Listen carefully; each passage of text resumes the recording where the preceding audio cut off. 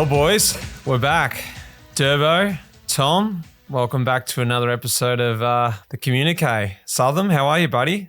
Good, mate. Just back on my couch after the Ardennes. So got to see Durbo at breakfast. Didn't buy me a beer after the quiz the other day, but I guess it was 7 o'clock in the morning. The Durbo! I was waiting for it. What? That's a deal. I didn't even stay at the same hotel as you. You did. That we was were in the the same deal. hotel. Were you at the Vanderbilt? You know, yeah, we did the exact same thing as your DS because we had to change hotels that night. So we had the exact same setup. I met Pever and Peter Weening. We were doing the same thing. So to be fair, I got in at 1 a.m. But to Flèche Walloons. Fair enough. I'll let you off, mate. I'll let you off. Well, guys, in case anyone doesn't know, this is Life in the Peloton. It's a Life in the Peloton production, and that is made possible by our partner, MAP. The Race Communiqué is exclusively being brought to you by the Escape Collective. And, well, this is fun because we're on the eve of the Giro and the Escape Collective fantasy competition. It's the simplest and most fun fantasy competition in the world. I did it last year, so I was like, what is this thing? I don't know. Halfway through, it sucks me in because I got a few things wrong. Do you guys know what I'm talking about? Have you played this before? Haven't played it yet, but I've familiarized myself with it.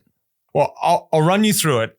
You got to select one rider a day for the Grand Tour. So in the Giro, I reckon we should definitely play it. We select one rider a day. That rider accumulates points depending on where they finish in the stage. The twist is you can only choose one rider a day throughout the whole Grand Tour. So if you use Pog day one, you can't use him again. So on, vice versa. If you use Caleb Ewan, you can't use him again. You've got to be strategic in when you use your riders. The best bit is we have got a Life in the Peloton league, a mini league that all your friends can come over. You can make your own mini leagues as well, but we've got the special Life in the Peloton exclusive one where we're going to be on it and everyone else can sign up too if they want to come across and battle against us. That's the escapecollective.com/LITP. Go across and sign up because it's going to kick off. See if you can beat Southam, Durbo and I. Durbs, mate, you're going to be kicking back. You should have inside knowledge. My family's done Giro tipping every year for the last couple of years, so I'm not to this scale, but I'm ready. I've won the last couple of years. We get to win a vinyl each, so I'm pretty confident that I've got the inside knowledge. I could just text a few riders who are racing. You guys got no chance. Southam? I tell you what, I am pretty looking forward to basically having a 21 rider team at a Grand Tour, right? And you're just substituting everyone every day. It's like, oh yeah, thanks for trying. See ya. It'll be interesting because, it's like you can't use someone. You might want to save someone, but then if they, something happens to them, then you can't use them later on. So it's going to take a little bit of, I guess, it'll be a little bit strategic, trying to get there, stack it early, I reckon. Stack the results early and hang on. Well, there's going to be prizes from the Escape Collective at the end of the Giro. They're going to run it for the Giro, the Tour de France, Femmes, and the Vuelta. So there's plenty of leagues going on, but let's kick it off with the Giro. Well, let's start with part one. This is my part, racing. There's been so much racing over the last month. Like, I don't even know if we can even be bothered going back to the Cobbled Classics. I'm not even going to go there yet. Let's start with what is on the front of our minds, the Ardennes, Amstel, Flèche, Liège. Should we go backwards and talk about Liège first and then wind back? Or should we let's start with Amstel because that was an interesting race this year. And I'm just going to start with it. Pidcock opens up the Ineos account. First win for the team this year. I couldn't believe that. I was looking at it. Is that wrong, Southam? What's the other win? Every time you did it. that one time. Totally one stage at Camino. First World Tour win. Right. That's where I must have got it wrong. Right. Better double check my stats there. Well, Pidcock did the double actually. He did Roubaix Amstel 17th and 1st. Next best was MVP 1st and 22nd. The double. Durbo, you did the double, mate. How was it? I always found that funny coming across after Roubaix. Look, when I say found it funny, I did it once. I hated it. Absolutely hated it because it's just every single time I did that. I don't know how many times I did it, but I said I'll never do it again. And it's just a bad combo. I mean, depends on what you my role in Amstel is completely different to what my role is in Roubaix. Roubaix, you're sort of trying to get into the final. Unfortunately, Roubaix this year had stomach problems and I ended up having to abandon about 30K to go. Just been having some issues with my gut there, so we've get to the end of that. But then Amstel was more just supporting Michael Matthews as long as I can. So, it was pretty uncomplicated for me. I think we did quite a good job for Bling, and he was 10th. So he's had a pretty good spring. So, yeah, it was all right. I mean, I don't like the combination the same as you. It's sort of like you come off Roubaix and going, all of a sudden you've got to start climbing, over 3,000 metres of climbing, and you're sort of like, I'm not ready for this. I think the team's pretty good. What about the Peloton, the mixed Peloton? That's the thing I'm talking about I struggle with. It's just this, you got all these guys who are fresh, gunning at it. They've been waiting for their chance to get into their classics, the Ardennes, and you're just like this sassy, tired cobblestone guy like, mate, don't even start me. Don't even start me. It's a lot easier, the Ardennes, in terms of positioning. Like, you can pretty much look head and shoulders over half the Peloton. So you're never really worried about, hitting a curb or anything because you can just see over everyone. The only issue is you get real angry because it starts to get real hard. Like in the Flemish Classics, you just use your body weight and your skill to move into position. But here, the climbers and the Ardennes riders, they just use their legs because they're going uphill. So you have to be in position, but you're like, I just can't move right now. Like it's not because it's single file. You could easily move if you had the legs, but you just don't have the legs. We're going uphill. It's 13%. I can't move. So you're a bit like, if I had the same brain, about 60 kilos, watch out, would have win the Ardennes. How are you feeling at the start of Amstel when it took like 45 Ks for the break to go or something stupid? Because normally it goes kilometre 9 just before that little town and the bridge and it's done. And this year it was just going and going and going for the combination because we had none of the big favourites. Like, Van der Poel was there, but it wasn't like, okay, UAE's definitely going to ride, because they were trying to go in the move. Visma were trying to go in the move. It was a much more complicated start, and it took a long time for the break to go there. It was very weird. Like I said, I've done Amstel, I don't know, probably 6 times or maybe more, and I've never seen the break take so long to go. And I was so blown away, like you, Tom, like when UAE's trying to put themselves in the break there. It was just like, I had no idea what was happening there. But I like to say fair play to Ineos, to be honest. They just, Pidcock hadn't really showed that he obviously had a good result in Roubaix, 17th, but it's not like from the start we're going to start riding. And Ineos just took it up from the beginning and they rode. And I obviously had lots of confidence in Pidcock, and he proved to back the team's confidence in him up. So, yeah, I was a bit like, oh, shit, Ineos, that's a bit weird. I even actually spoke to Vermeesh from Alpecin. I said, a bit lucky Ineos is riding for you guys today. He said, yeah, they're pretty confident. They have big plans today, like almost sarcastic. They've got big plans, and they obviously did, and they backed it up and won the race. But I mean, I had the feeling once I saw them start riding, it's like they're kind of like, we're going to show you that we're backing you by riding. And then you get a better performance out of the leader. It's like, no, we're going to commit. We back you. You can do it. Because obviously he crashed at just before Basque Country. So he missed Basque Country and then last minute entry into Roubaix.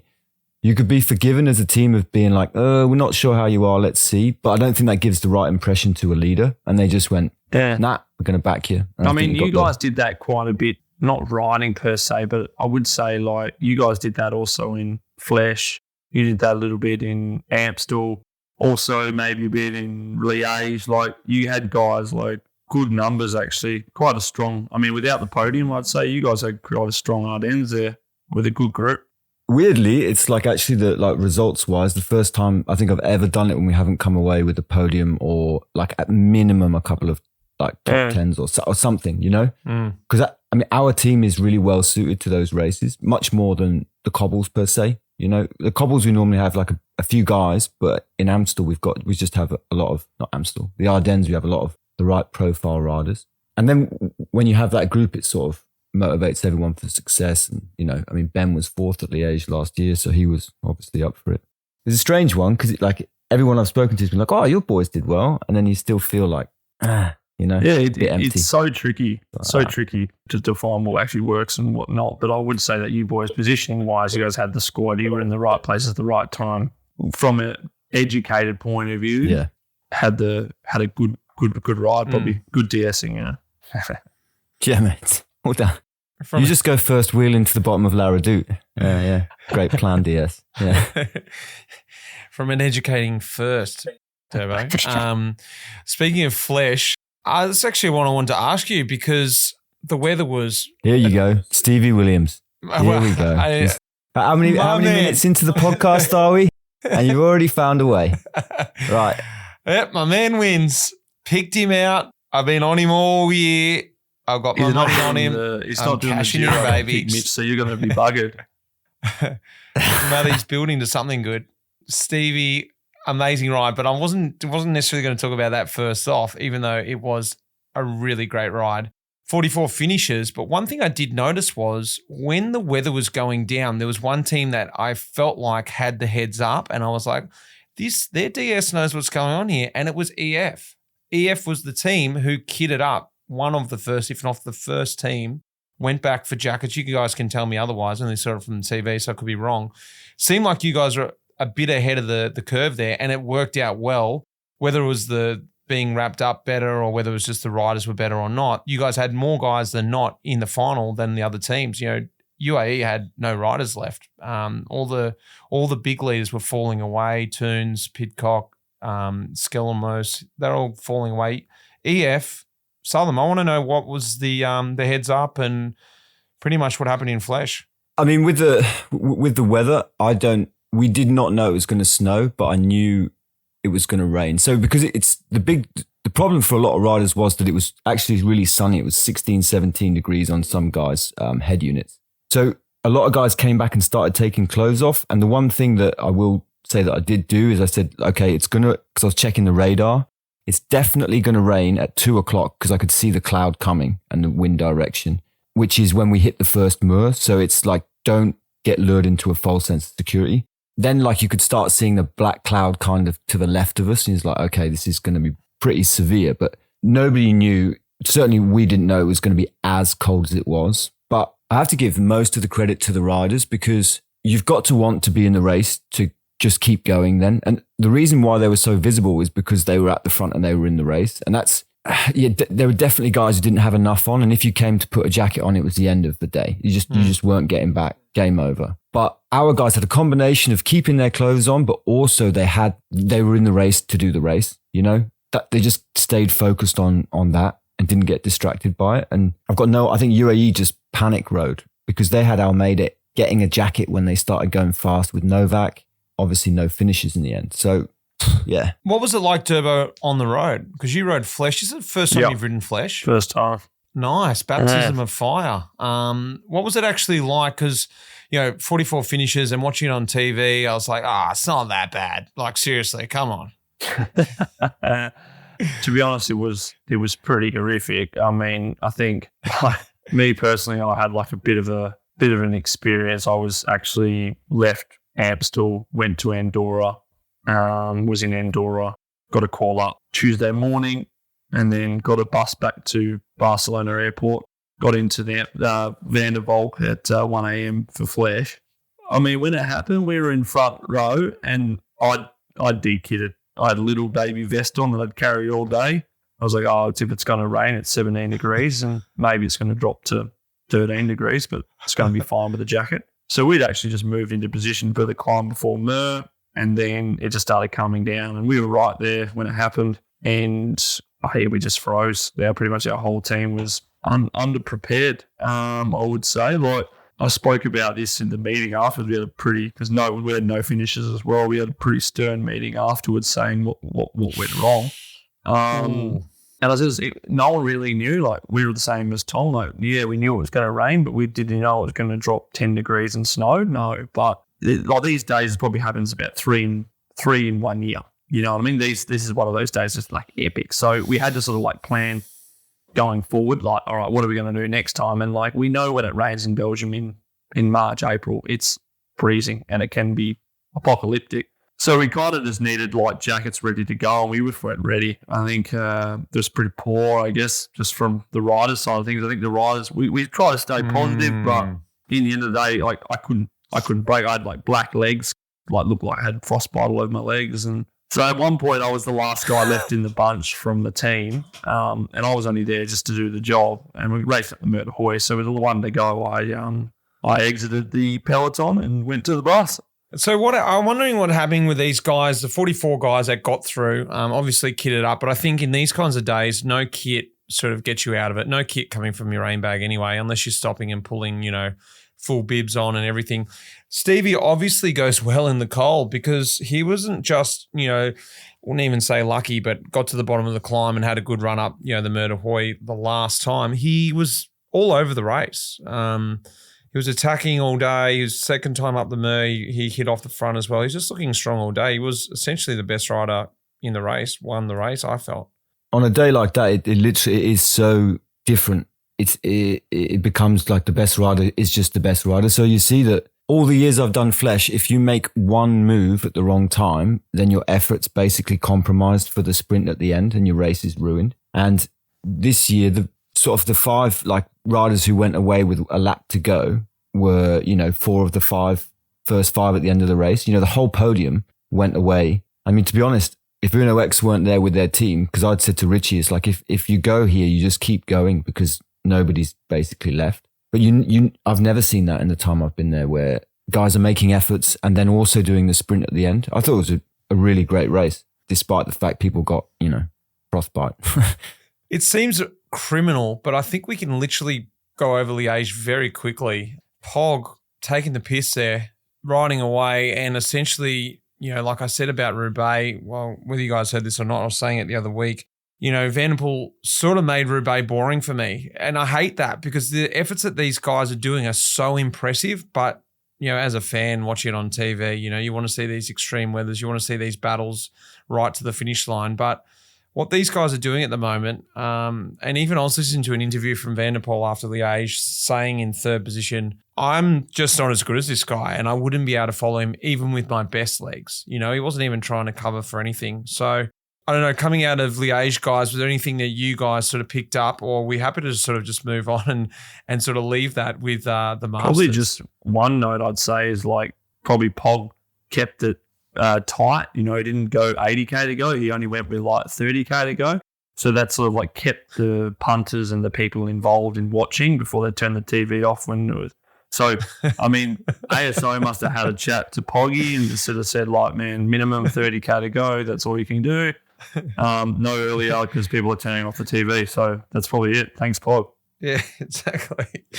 Exactly. He's 7 wins from 10 days of racing this year. Not a bad start. Just before we sort of leave racing, I thought we can't not talk about the cobbles. I've just got some quick cobbles wraps, and you guys can say what you think as well if you don't agree or disagree. Who won out of the cobbles? What person or what team? No crazy thing here. I reckon Van der Poel won first at Roubaix, first at Flanders, first at E3, second at Gent-Wevelgem, 10th at San Remo, if you want to call that a cobblestone classic. But boys, can you compete with that? Who else won in your eyes? I think Trek built a really positive classics team, and they were they had Schoons. Tom Schoons was a really revelation, podium of Strade Bianchi and that whole squad. And then they had that huge crash, and it would have been very interesting. Mads Pedersen got the best of Van der Poel in Gent-Wevelgem. And if you had a top of the notch Mads Pedersen, you had a top notch Jasper Stuyven, you had your Tom Schoons. I don't think anyone could have done anything about Flanders and Roubaix with Van der Poel. But I think the next best team was in the Flemish Classics was that Trek unit, and I think they just got a bit lucky with that couple of crashes there. But that squad is really strong, and I think for the next couple of years, those guys are really going to be the best classics team without the best classic rider, if that makes sense. Totally.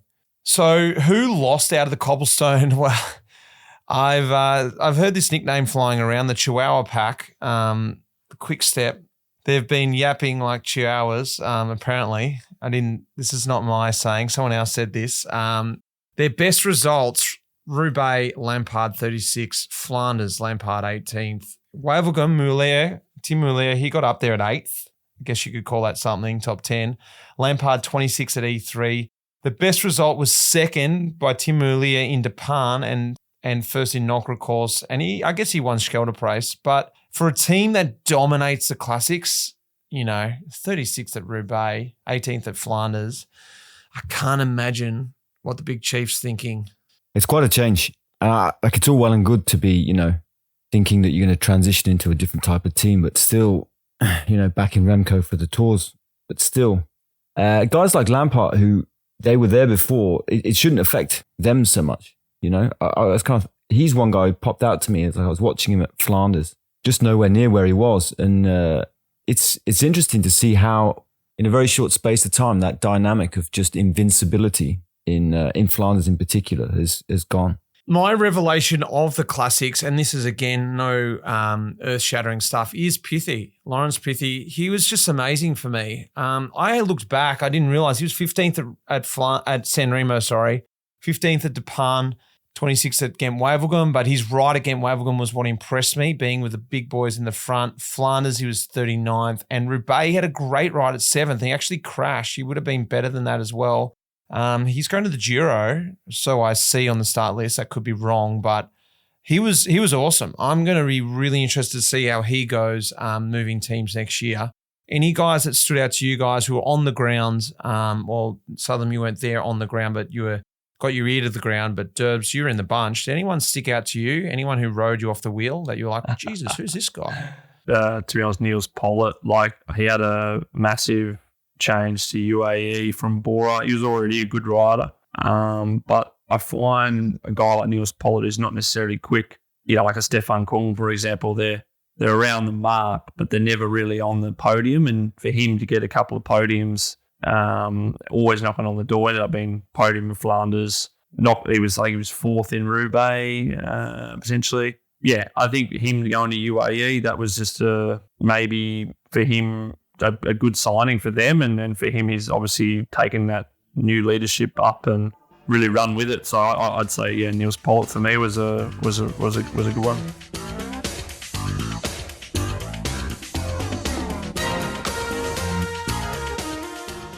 We are here with Pello Chat this week. What I'd like to talk about is, I guess, a bit on the race nutrition side. We've obviously spoken about last month was the eating around races, monitoring how you eat and weigh things, always with the scales, etc. But now I'd like to chat about in the race particular. I would say with the advances in race nutrition, we've been able to carry more food, more calorie on us for less size. So before, back in the ages ago when Tom and Mitch were in the Peloton, so long ago, can't remember, back when they didn't wear helmets, we used to have a feed zone about halfway through the race, which had a musette, which is a bag full of food, had gels, bars, etc. So, feed zones don't exist anymore. They do exist, but I can't remember the last time a leader that I've ever worked for has grabbed a bag. I mean, not because they don't need it, but they just don't need it.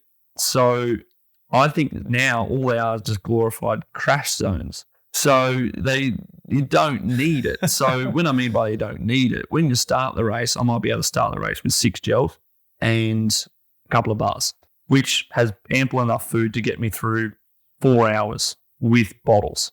You come up to the feed zone, and what are you going to get from a feed zone? Another couple of gels and another couple of bars. You're going to get that nice little panini. You can sit back and slowly unwrap it and enjoy it. Paninis are wasted calories. When you get a panini, you got 20 grams of carbs at best. A gel, you might have 50 grams of carbs. So you're almost talking double from a gel. We're not there for taste, are we? We're there for performance. So what I want to try to say is I hate this. I hate this now. You would hate it. You would hate it. What about the degustation of the day? Start the day with some savoury, move into the bars cakes. No, mate, they're all just for the morning on the bus with the coffee, and then you pretty much just take normal food, you go off. Anyway, so what I would say is that now when we do a race plan in our team, we are more concerned about bottle points than we are with a feed zone. The common question is, if the race is over 4 hours, there may be a feed bag, but that feed bag will have 2 bottles in it with 2 gels. More or less, or 3 gels, which then would, in that feed bag, you could potentially have enough calories for another 2 hours worth of racing. That's how much carbs is in one bottle and one gel. So what we are doing now is on bottle points. Tom, I'll get you to chime in a second about this. The bottle points is like an intricate document about where you place people along the roadside to give you bottles. So now the way racing has become, we are racing so fast from the beginning. There is no moment to put your hand up and come back to the cart and get some bottles. And, my role as a domestique, you go back, you get that bidden vest that was quite popular a few years ago. You don't often see that in the Peloton anymore because of these bottle points. So no one's actually going back to the car and going, can I get a bottle? Can I ask a question? Wasn't it illegal to give bottles from the side of the road at one point? Weren't they trying to cram everyone into the feed zones?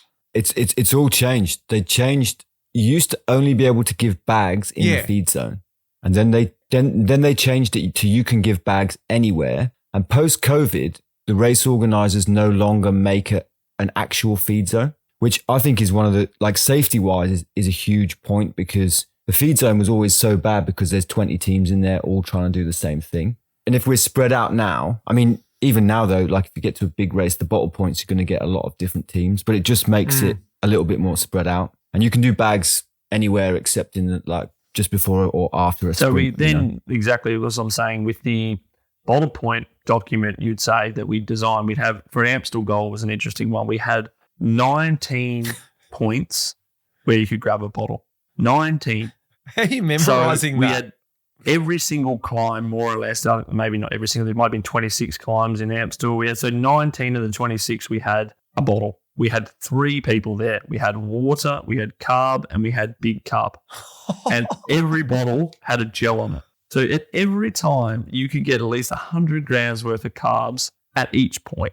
So you could literally start a race with 2 gels in your pocket. And if you were confident that you would get a bottle from the side of the road, you wouldn't need to carry anything else. So you can imagine that. Who's your nutrition sponsor? How many gels are you guys going through? It's a lot of gels. It's a lot of gels. We got 6D actually. But I think the crazy thing about this is that the staff that you have to have. And, for Amstel Gold, it's quite easy because you do circuits and you got staff that can double up. But when you come to Grand Tours, this is where I wanted you to come chime in, Tom. You have to bring a lot more staff to cover these points if you're going from point to point races. And it's just such a demand on the teams. It's Tom, I'll let you come in now, just sort of explain, with your team, are you guys, bringing extra staff for Grand Tours just for these bottle points that have become so important? Yeah, like I said, I basically, in the Ardennes, I gave 1 bidon. So I drove around with a cooler, absolutely chock full of bidons, but all those races, and we gave 1 bidon from the car when somebody had stopped for a piss, basically. You gave me 1 gel. That was just kind of like, I don't want it. I gave you a gel on that climb, didn't I? I need to get back on. It's having a hard time. Yeah. But so when it comes to, we're getting used to the riders not coming to the car. Young riders don't even think ever of going to the car because they've never been, the guys coming in now are just in 10K, there's going to be a bidon by the side of the road. Wow. What that means is, for my work around the Grand Tours, if I do, if you do bidon points, it gets really complicated with, especially the Tour de France, because of the road closure system. So at some races, you can skip from one place to another using a back road or a country road.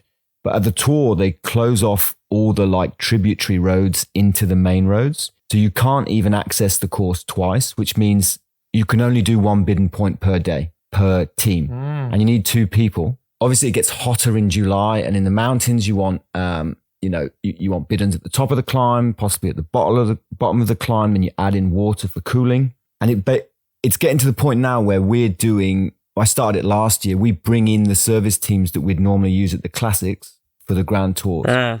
I know what Visma do is they use their VIP days. Is they basically coach their VIPs into how to give a bidon.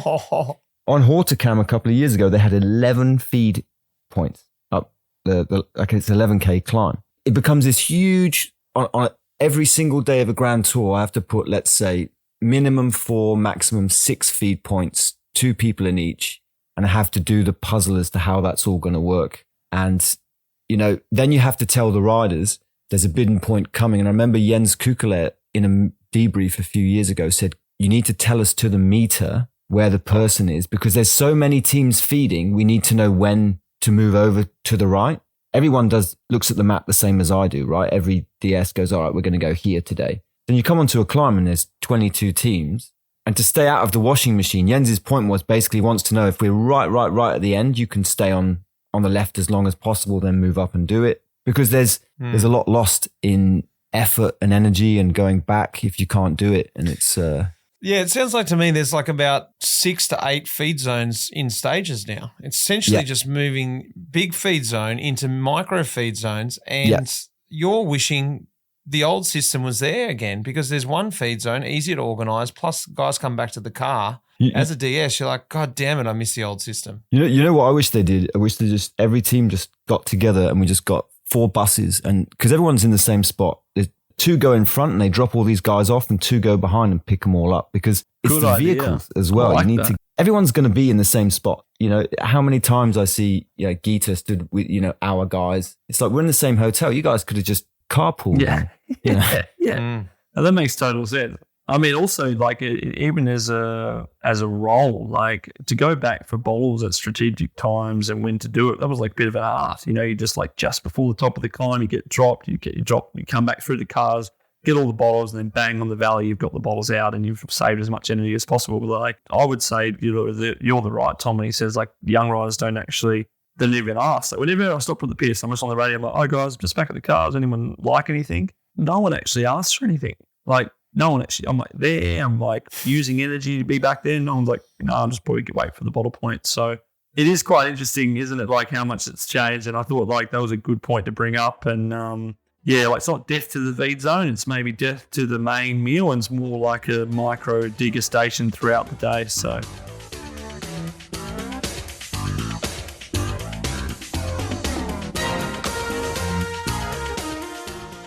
Right, so as it's the communique, I'm going to dive in with some actual real communique action here with the race fines. So at the end of every day, at the end of every race, you get sent out the results, which come sort of in like a 6 or page document. Every race is different. Some are a bit more detailed than others, but the idea is every day it gives you the results, the general classification standing, a grid with everyone's GC position and time that the mechanics then take out and use the next day to mark who's in the break and work out quickly, how close people are. Information for the following stage. And then at the very, very end of it, and it's always the first thing I go to every night, is basically like, where's the fines? Is the fines. At UCI, I obviously love it because it pays for the whatever holidays those guys go Christmas party. But, I saw that there's some things you see that are obviously quite obvious and quite visible. You would have gone through it with Matthews, being disqualified at Flanders. Yeah. And then Tarling obviously being ejected, quite a high profile mid-race with a video referee getting thrown out of Roubaix, which, on the road is quite a big thing to happen, really. That's not a post-race fine. For that to happen in a race, I mean, to be honest with that one, I was watching TV and I saw it and I was like, whoa, that's out. That was on the fence. Hey, I mean, not even on the fence. That was just sort of pretty bad. I mean, it does happen quite a bit over the in fence. Roubaix when you have drop riders. People, jump on the back of the car, but not. This was sort of quite a long hold, quite speed. So that was a bit on. Yeah, probably fair enough. It's funny to be because, honest. and I think going back to a group where something like that's happened is like, it's different if at the very, very back of the race where someone's not going to contest the final, or going into a dropped group or something. I can sort of understand in a way. There's Stannard and there's Tarling, and they're both, Tarling is in his probably first Roubaix. He's doing a good ride and he just wants to get back, and he doesn't feel like he deserved to get dropped or crash or puncture or whatever. And I can be in that moment. I've been in that moment where I'm like, I'm holding onto this bobble and I'm like, this is probably on the fence, if not over the fence, of how long I'm going to get this. But like, I'd so desperately want to be back in the race, and I feel, so I'm not going to say those, bloody cheaters. Like, he's a young guy. Nah. Stannard's passionate as hell for Roubaix. They just wanted to get him back in the race. It's fair enough to be thrown out, but I don't think it's like in that moment. No, I don't. It wasn't a planned move the night before. I think everybody's engage. Everybody wants the same thing, and you can totally see how that would happen in the car and outside of it. So, but moving on a little bit after Roubaix, the bits that might not have been seen. So I've got the Communiqué from Brabant's Peel here, which is actually I didn't do Brabant's, but I saw a couple of things, and I was like, okay. So I got the DS there to send it to me. Oh, nice. So, well done. This is the one I saw was Pascal Eenkorn going up the pavement. So Eenkorn, Turgis and Seri, use of sidewalks, pavements, paths or cycle lanes that do not form part of the race route, 15 UCI points and 200 Swiss francs. So basically... It's more than 15 points. The 200 Swiss francs is nothing No, now. the points is quite serious. I mean, because that's... Put it into context. If you won a stage of Tour of the Alps, because this actually happened to us, you get 20 points. And if you throw a bid on, you lose 15. So Simon Carr, when he won stage 4, because I've got that Communiqué as well, he won the stage, but also got 15 points for a bid on. So it's like a net gain of 5 points. No which is, way. That is a load of rubbish. Literally. Bidons has come back this year. So initially when they started with bidon throwing, they were quite strict. And then it got a bit more lax and they said, you can throw them. Because remember they threw the guy out of Flanders, the Swiss, Mickey Shah got thrown out of Flanders.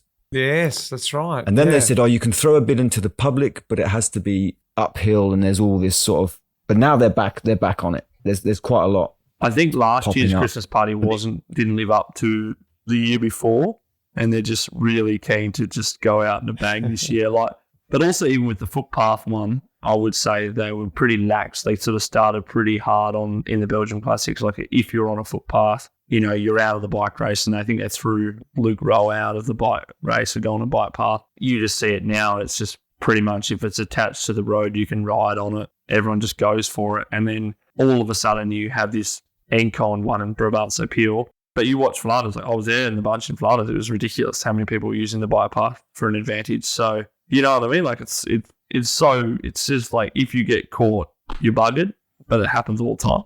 Well, speaking of getting caught, this is one I found. I don't know anything about it. I don't know if you guys read about it or if it was picked up anywhere. Sander de Pestel, Decathlon Age d'Isère, deviation from the race route constituting an advantage attempting to be placed without having covered the entire race route. So he took a shortcut. Basically, but I don't know the story. I would love to know if you guys can find out. I have never seen that. I've been 37th in San Remo and not finished the bike race. Well, the other way round. Yeah, I just went straight. I didn't go up the Poggio, and they just let me back on course, and then I just went across the finish line, went to the bus, and then I went on the Communiqué, you'd say, and I was like, I don't know, like 50th place, Luke Durbridge. I'm like, I didn't even do the Poggio. It wasn't intentional. They just guided me back on course, and I was like, oh, okay. That happened to a bunch of us in E3 as well, when we just sort of rode to the finish and we all rolled across the line, but we weren't as good as that. We were like 80th or something. I was like, yes, finished it. But I mean, I'd heard legends of, in Belgium, you used to be able to take a shortcut and this guy hid behind a bush and then jump back into the race and this guy was out. But I've never actually seen someone being... What race was that from? That's from Brabant's Peel. So he attempted to take it. This is the funny thing about it. He's attempted to take a shortcut, which is great. Like he's tried to hide behind the bush and they've just seen him squatting down there going like, hey boy, what are you doing? Nah. Yeah. I hid behind a bush in Kern once, but that was just because I didn't want the team car to see me abandoning. Because I wanted to be first. It was snowing. I wanted to be the first one back to the bus because I knew that. But there's no fine for just hiding from your team car. Moving on, Tour of the Alps. 2 motorbikes fined in 2 days for influencing the race, which I think if you watch that race, I mean, I've watched it a few times, and I don't know how you guys feel, but when I watch races and I see like motorbikes influencing what's happening, it drives me nuts. So kind of good to know that, I mean, it's not great for them. Nobody wants to do it, but at least there's some sort of sanctioning going on motorbikes, because when you watch not so much like the top level World Tour races, but like in a lot of the smaller races, you just see like, wow, that's having a huge effect. But I don't get that then. Who's paying for that? Because the organisation get them there. They're paying them to be there. So is the organisation paying for that fine? Because because from what I understand, they're getting told where they're allowed to ride and what they're supposed to be doing through an earpiece during the race. So whose fault really is that? It's if they get told to move and they don't move in time, and they must have to pay it out of their own pocket. I had a good story with a motorbike in Kippingham, the one-day race of Tour de Suisse, and I think they must have just, Googled, cameraman the day before the race. So they got this guy, and he's this real artsy-looking guy, and he must have just more done wedding videos than filming a bike race. He comes on the race, and we were riding, and he just comes up with the motorbike, and they just literally just slots into the line, So his first wheel the line, and we're like hard on like group motor pace, and he's starting to just drive. He's filming us. He's loving it. He's big smile. He's like, honestly, you can touch the camera, and we're riding for okay, sweet. And they're just slowly, the bunch just starts to get like decimated behind, and like next minute it's in two groups, and the commissaire's just like saying like get off the front, get off. Riders are yelling at him, and he's just like still there. He just has no idea, and we're just following him the whole time. He must have gone on for like a couple of minutes and like maybe more, and then eventually the commissaire car comes flying up and just like tore shreds off him. Anyway, so he goes into sulk mode, and he no longer like filmed the bike race. He rode off, and there was just no raw footage. So he rode off, and he was just holding his camera on the side of his hip, like he's just like no. And like, so I'm not sure what people watch unless I can do it how I want to do it. I'm out. Doing scenic shots, the whole time. Just wasn't even filming anything to the bike race. He was like, no, find him. I'm not filming. Oh, it was hilarious. All right, I got one more find for you. This one was from Liège-Bastogne-Liège on Sunday, and I won't mention the team to embarrass them, but let's just say they've been very successful this Classics season. And their DS was fined 300 Swiss francs for urinating on a house.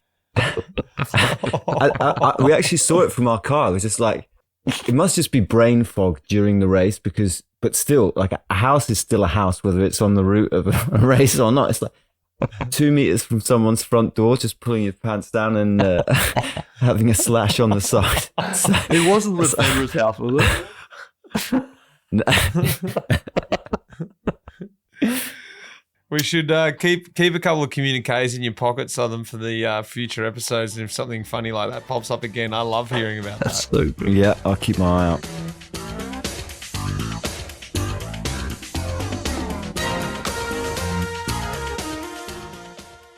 Well, boys, the Giro is next week. I thought we should do a little preview. I'm pretty excited about the Giro. I always liked watching it. It's the most beautiful race of the year. I didn't love riding it. I liked riding it after I'd finished it.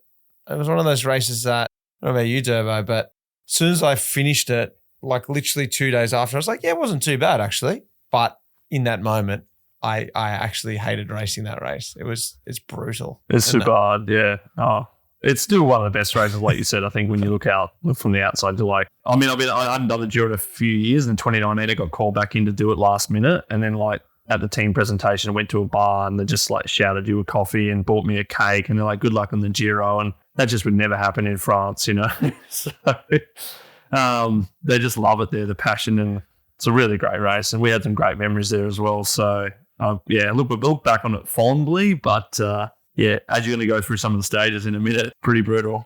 Well, yeah, we got the community quiz after this, but I thought we'd just run over a couple of things. Like they've actually taken a new tack this year. The Giro typically is known for their epic long stages. I've even done a couple of back-to-back classic style stages there, 240 by 250 in the mountains. You're like, what is this race? This is ridiculous. This is like stages 16, 17 or something. But this year, they've only got 4 stages over 200K. Most of the stages around 160. They've actually got a couple of shorter stages in there, 140K stage. The first week is full of like lumpy sort of sprint stages, like sort of a stages that suit Bingham Grimet. So there's some flatter sprinters stages there, but stage 7, they've got their first TT with an uphill finish of that TT. The first major stage is stage 8. There's a mountain day. I don't know, Durbo, did you ride Torino a couple of years ago? But this stage hasn't featured a couple of years ago at Torino, called Prati del Tivo, 15K at 7%, POG one up there. I was just having a look at it before this. Don't know if that rings any bells to you, but that is the first big major stage. beat Yatesy up there. No, I did Paris-Nice that year. So, but yeah, no, I mean, I haven't had a look at any of the course for the Giro at this point because I'm not doing it, and hopefully they get called up for it. Well, stage 9 is the first one over 200, 214K, just before the rest day. The second week is looking pretty tough, but it goes crazy at stage 15, 220K stage, the Motorola, personal favorite. I've never raced up there, but I've groveled up there in a training ride and thought, there's no way you could ever race up this climb. This is ridiculous. And then they head up and finish in, they go over the Foscano and into Lavinio, some roads that I've done some training on way back in the day. They're beautiful roads to ride on. To race on these roads are just ridiculous. The last part of the last week, they're hitting the Stelvio first up, the Chimecopi. The highest point of the race is the climb to begin straight after the rest day, 202K stage. Oh, Durbs, can you imagine this? This is just straight up the Stelvs, straight after the rest day, stage 16. That is that's some stuff of nightmares, Giro written all over it, isn't it? Like, what do you do, Tom, to like get people motivated on a rest day just to like, what would you do? I honestly, I would be fear of God. I don't know what I'll do. The trouble is, it's like they're going to be sleeping up high, right? So I'll be really curious because it can be quite difficult to, like, when you have the first rest day in a Grand Tour, you're generally in a place where you can do like a 3-hour ride quite comfortably. But when you get up into the hills, if the weather's not good, if you're staying in the mountains, if you're at altitude, already you're not recovering the same. Restless sleep. And then we had this in 2021 at the Giro where we were staying in the mountains on the second rest day and it was just pouring with rain, and the guys, they should have done a longer ride, but they didn't, because they just couldn't find the roads. And they do the tunnel, the Lavinio tunnel. Yeah.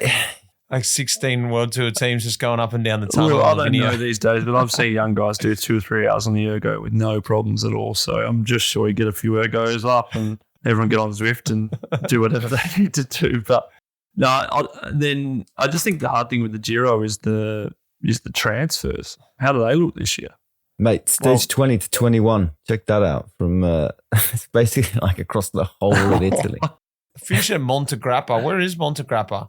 It's way up, basically it's like almost near Slovenia, and then they're coming all the way down to Rome. So it's like somehow they have to do that. Those poor bus drivers. That's 2 times up Montegrappa. That's just epic. It's like, it's just going to make for great viewing. I don't know, quickly off the top of your heads, guys, let's just run through quickly one pick from GC, Sprint, and Breakaway.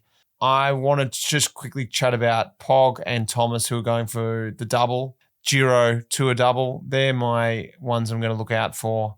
Durbs? Yeah, obviously Pog, I just hope he, makes it for entertaining viewing for everyone. But I also will say is that like someone like Garrett, I think the way this race just builds and builds and builds, and the way he goes and gets better and better and better throughout the race, like I still think he'll be second best to Pog there, which would be pretty impressive. And then obviously Ben O'Connor is obviously in great form. He's been prepping for this from the start of the year. He said he would take off the tour, so he's in really great shape. Saw at Tour of Alps all season. Actually, he's been firing. So yeah. I mean, I could see Ben O'Connor on the podium, I'd say. That would be fantastic, and I really think he could do it. That good change for him. Maybe it's going to give him that little bit that he's been just sort of, I wouldn't say lacking. I'm trying to look for the right word, but just something different where he can capitalise on it. Southam, is anyone that's sort of, what about coming out of EF? I mean, obviously Hughes still is starting the Giro. We've got Simon Carr there as well, who just won at the Alps last week. So, like, for us, it will be pretty standard sort of fare for the Giro. Hughes obviously tried and tested in this race quite a lot. He loves the race. Third week like that with those long, hard stages, possibly bad weather, it's going to play into his hands. I'm quite interested to see how O'Connor goes. I mean, his team were really good at Alps. Both of those Paripantra brothers were really up there and doing well. So that's interest to me. Also, Tiberi was going well at Alps. He rides for Bahrain. The guy got fired last year for shooting a cat in San Marino. He was going well, and as well. I can see him on the start list. Bardet, he'll be in the top 5, I would say. The way he went at Liège, obviously in good nick, and we'll be keen for a result. So apart from that, nobody. Who else jumps out? I would say that I think I'm backing Caleb in for quite a good Giro. Like he's been away training quite a lot in altitude, and I just think a bit of fire in the belly, and I really feel like he's up for some good stages, and I think this could be a bit of a not comeback, but back in the firing of being one of the best sprinters again. So I think it'd be good to see. Yeah, he's got a lot to prove. I had him sort of penciled down. I'm really interested to see what Welsford does after that big start in Down Under, and if he can go on with it. He's got Van Poppel there leading him out. So I saw from some random start list. If that's true or not, I don't know. But be keen to see how he goes in the sprints. Just quickly, just to finish this, my man Pithy's there in the breakaways, hopefully, or in the sprints. There's a couple of tough sprints that suit him as well. Lastly, guys, anyone else that stood out for you? Should we just go straight into the quiz? You're not going to mention Stevie Williams, even though he's not riding. Just give him a shout out, Mitch. Go on, mate. Just go on. Stevie, he'll be doing something amazing. No doubt. Let's get into this community quiz. Here we go.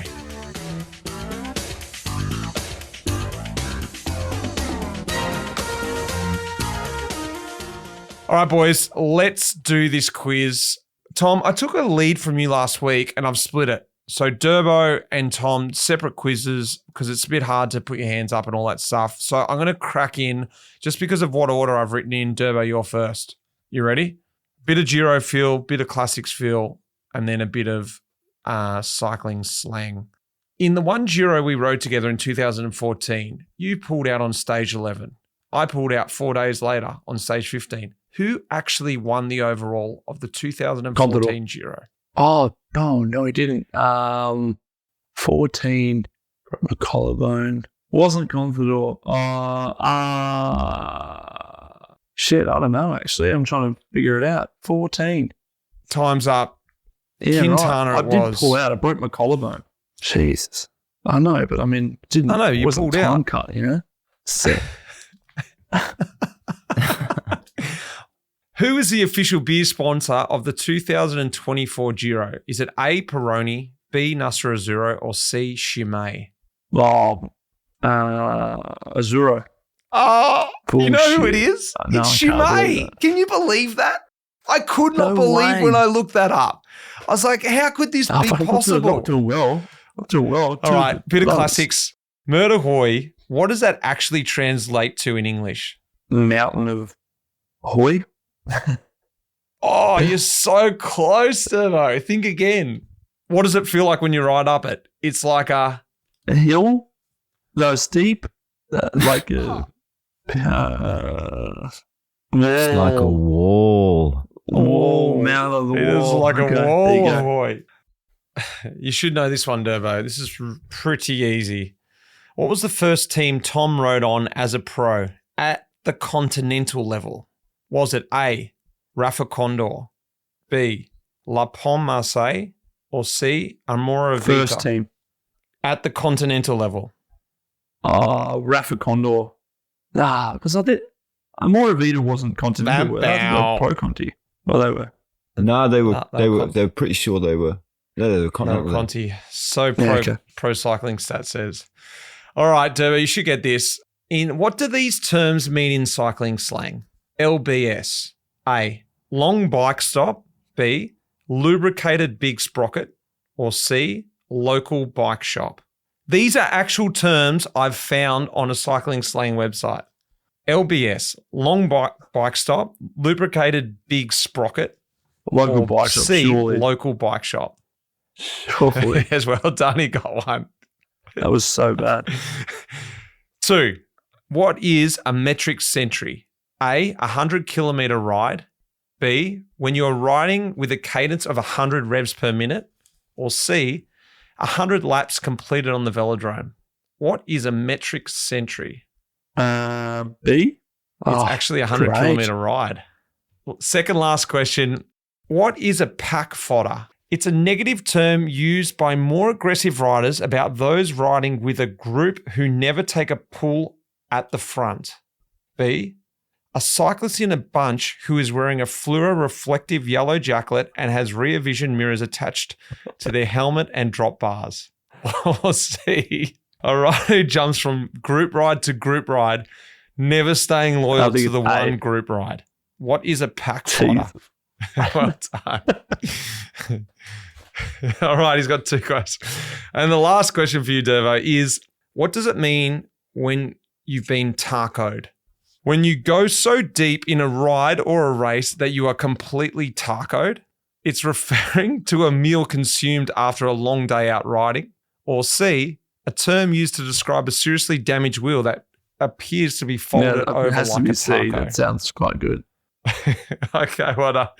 Well done, Durs. You got 3 questions there. 3 out of, I don't know, a maximum of 8, I think it was in the end. All right, Tommy, you ready? Let's do it, Southam. Who has won the Giro the most amount of times? Fausto Coppi 5 times. Oh, well done. That was a trick question. There was actually 3 answers. Eddie Merckx and Alfredo Binda has also won it 5 times. So I'll accept that. That's 1. 2. What is the difference between Peroni Red and Nastro Azzurro Peroni? One difference. It's to do where it's made, isn't it? It's like one's imported and one is made locally. No? They're both made in Italy. They're both, yeah. I don't know. It's about, actually, I can tell you, it's about $11 for a slab in the Doncaster. I thought you were going to get this. This is a beer that you highly consume. Yeah. Well, one difference is they're different in percentage. Green is 5%, red's 4.7%, and red's an all malt lager. It's drunk a lot in Italy, and the green is a really exported beer. So on any of those, it was a bit of a tricky question, that one. So, Derbs, you got one back on him. Don't know if you'll get this one. It's Alejandro Valverde won Flèche Walloons a record 5 times and Liège-Bastogne-Liège 4 times. 7 riders have achieved the Ardennes double, winning both Flèche and Liège in the same year. How many times did Valverde do it? The green bullet. How many times did he get Flèche and Liège in the same year? How many times did he achieve the Ardennes double? He won 4 Lièges, right? 4 Lièges. I feel like he did it. I feel like he did it Flèches 3 times. Oh, he plucked that one out of thin, fat air. No. Is it right? All right. What year then? So there's one year where he missed Flèche. I remember he missed Flèche, but he got Liège. I can't remember which year it was. It's very good. Yeah. 2006, 2015, 2017 was the 3 years he did the double. All right. This one's about Durbo. What was the first team Luke Durbridge rode on as a pro at the continental level? Was it A, Team Jayco Skins, B, SouthAustralia.com, or C, Mobius Future Racing? Would you like those answers again? No. I want to say Jayco Skins. You're going to lock that in? Yeah. Unfortunately, that is correct. Yeah. Now into some slang. It's on the same website. I tell you what, I had so much fun looking through this website. Right. What do these terms mean in cycling slang? Corn cob. A cassette which each cog is only 1 tooth larger than the previous one. It's also known as a straight block. B. When you get spat out of the back of a fast-working echelon, you get corn cobbed. Or C. Just after you drop a load in the team bus toilet 10 minutes before the stage start, and only to find the toilet paper roll was left empty. Corn cobbed. I'm probably going to go with A, Mitch. All right, well done. That's correct. All right. LSD. What does that stand for? A. Long, steady distance, a training technique that requires a firm aerobic pace for at least 2 hours. Long, straight descent. Or C. Left side down. When you have an accident on your bike and have a fall or a crash on your left side. Why would you even say, I had an LSD? Like, if that's really it, people need to seriously just try using words. I'm going to go for 2 because it's a B, because it's the only thing that makes any sense to me. It's not. It's actually long, steady distance, a training technique that requires firm aerobic pace for at least 2 hours. All right, 2 questions left. Organ donor. What is an organ donor? A stronger rider whom you would love to trade your organs with. B, cycling slang for one who rides without a helmet. Or C, a cyclist who has literally donated or will donate organs. One who rides without a helmet, I guess. Brutal. Yes, it is correct. All right. Lastly, mate, a tea party. What is a tea party? When a whole group of riders stop and chat and nobody seems to want to ride on. A team in a bike race who does not affect the outcome of the race. For instance, Quick Step were having a tea party in the Classics this year. Or C, a cycling term used to describe a group of riders doing a guided European cycling tour. That's a tea party. I'm going to go for the B just because I enjoyed that one the most. I really like to say that team's a tea party. Yeah, they're having a tea party. Don't worry about that. Don't worry about Quick Step today. They're having a tea party. It is incorrect. It is actually a very good, guys. I think Southam actually won this Durbo. Yeah. Looks like you owe Southam 2 drinks. Breakfast a breakfast. It has been a Next time Durbo. It doesn't matter if it's 7 that's a.m. fair mate. enough. Come on. really good, boys. Thank you for tuning in again, and I enjoy doing the quizzes. Thanks so much. See you guys. Nice one, Mitch. Thanks. That iconic music in this episode was composed by none other than the legend Pete Shelley. Cheers, mate.